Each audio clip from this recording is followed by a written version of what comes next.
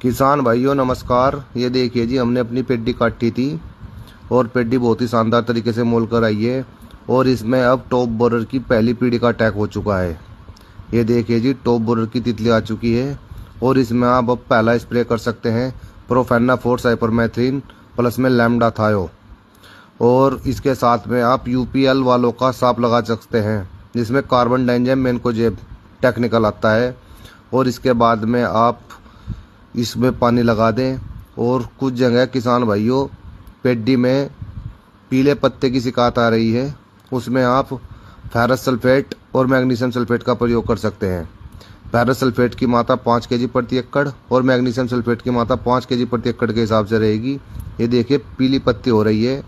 और प्रोफेना साइपरमेथ्रिन की मात्रा 500 ml, लैम्डा थायो की मात्रा 250 ml प्रति एकड़ रहेगी। नमस्कार किसान भाइयों।